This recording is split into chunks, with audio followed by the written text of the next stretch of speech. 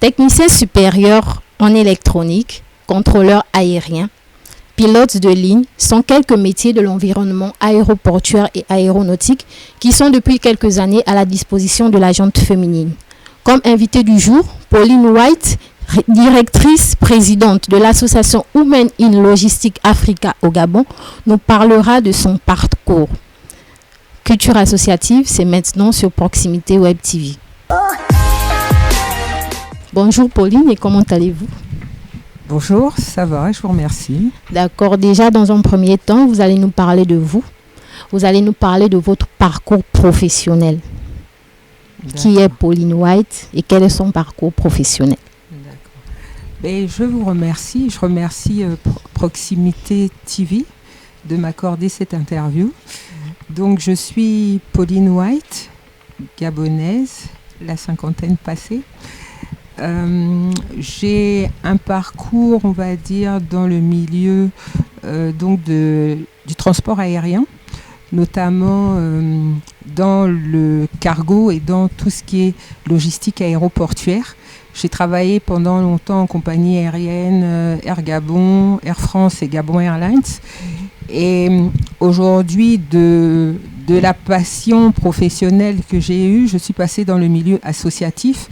Pourquoi ? Parce que au bout d'un moment, c'est bien de travailler, mais avec toute mon expérience que j'ai acquise, je me suis dit que c'était bien que je puisse faire partager cette expérience-là à d'autres femmes. D'accord. Dans la vie en général, nous rencontrons plusieurs difficultés. Et durant ce parcours-là, quelles sont les difficultés auxquelles vous avez été confrontée ? Alors, j'ai eu la chance de travailler dans un environnement qui me plaît, où c'était un environnement passionnel, on va dire. Du coup, c'est vrai que quand j'ai débuté dans les années 96 à Air Gabon, j'étais la seule femme à travailler dans le cargo entourée d'hommes.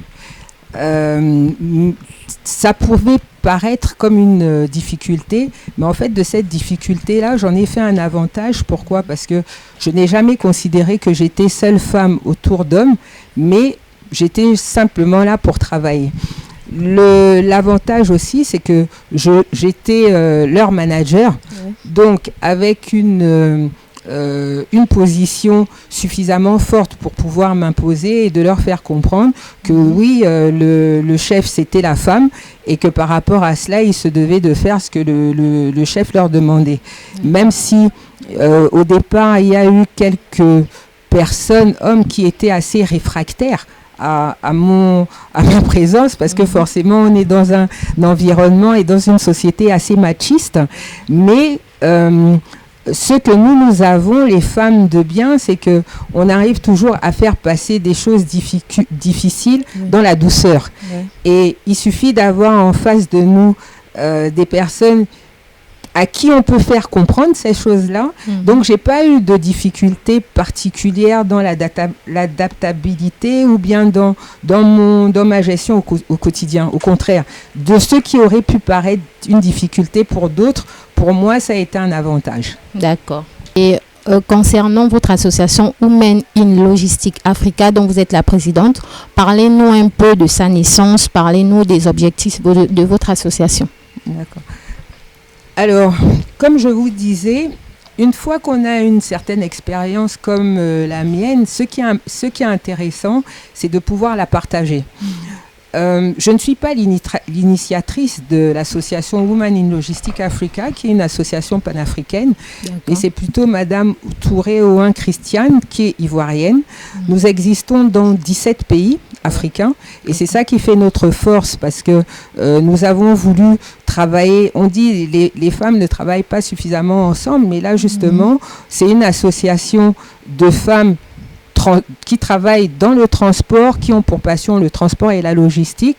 Et nous sommes donc dans divers pays africains, comme je vous disais tout à l'heure, dans 17. Au niveau du Gabon, il y a effectivement d'autres associations de transport logistique, mais sectorielles. Il n'y a pas d'association comme nous avons voulu la faire, c'est-à-dire de rassembler toutes les femmes qu'elle soit de la supply chain, qu'elle soit du maritime, qu'elle soit de l'aérien, etc. Et c'est ça qui fait qui pourrait faire qu'il y ait une différence. Et justement, là, j'en profite pour pouvoir faire appel aux associations qui sont dans le domaine du transport et logistique, que je ne connais pas, qui ne se sont pas encore manifestées à nous. Pourquoi ? Parce qu'on est dans un environnement qui est petit et on a tout intérêt à se fédérer plutôt que d'avoir des structures individuelles comme ça, et ensemble, on pourrait faire énormément de choses. Donc, Women in Logistics Africa part d'une initiative d'une femme battante qui est Abidjan. Elle a une vision. Cette vision, c'est quoi ? C'est de faire en sorte que Women in Logistics Africa soit l'une des associations les plus importantes des femmes du transport et de la logistique en Afrique. Avec quoi comme vision ? Avec d'amener un maximum de femmes dans ce domaine d'activité. Pourquoi ? Parce que oui, même s'il y a des améliorations, aujourd'hui nous sommes toujours sous-représentés dans ce domaine. Or, c'est un domaine vraiment crucial par rapport à l'économie et où il y a vraiment matière à ce que les femmes se libèrent en se disant transport c'est pour les hommes, mais non, c'est un domaine d'activité aujourd'hui qui en fait pas aujourd'hui, mais qui renferme tellement de multitude de métiers que oui, nous effectivement nous avons notre place. Et d'ailleurs les grandes sociétés de transport aujourd'hui sont gérées par des femmes, donc ça veut dire ce que ça veut dire. Ok. Pauline, nous allons rentrer dans un autre pan de votre vie. Nous sommes ici dans un cadre agréable, apaisant et surtout naturel, qui est le Citron Vert. C'est chez vous. Pourquoi déjà cette appellation Citron Vert et quels sont les services que le Citron Vert propose ? D'accord. Alors, vous êtes effectivement au Citron Vert. Pourquoi le Citron Vert a été créé ? Comme je vous le disais tout à l'heure, j'ai travaillé pendant longtemps dans un domaine qui était à pression. Je travaillais avec beaucoup d'objectifs, avec vraiment où j'avais besoin où on était vraiment sous pression. Et à un moment donné de ma vie, j'ai eu ce qu'on appelle aujourd'hui, parce qu'à l'époque on ne connaissait pas le terme, c'était burn-out. Et donc j'avais besoin de pouvoir me ressourcer sur moi-même, et rien de tel que justement que le sport ou qu'un endroit où il y a du vert. On avait cet espace-là, et en fait cet espace m'a permis moi de pouvoir à nouveau me retrouver avec moi-même dans un premier temps, par le sport, par la contemplation, par la nature. Et donc je me suis dit, si moi j'ai eu ce besoin, d'autres aussi en auront besoin. Et petit à petit, on a commencé à parler de plus en plus d'environnement, parler de protection de la nature. Et rien de tel qu'un enfant, parce que c'est un enfant qu'on peut éduquer dès la base, évidemment, les grands, mais nous, les réflexes ne sont plus les mêmes. Et donc, j'ai décidé d'en faire un jardin pédagogique. Un jardin pédagogique où on va faire venir donc les enfants, à qui on va inculquer la valeur de l'environnement, à qui on va inculquer pourquoi c'est important de respecter la nature. Donc, ce que nous faisons, nous travaillons avec des écoles.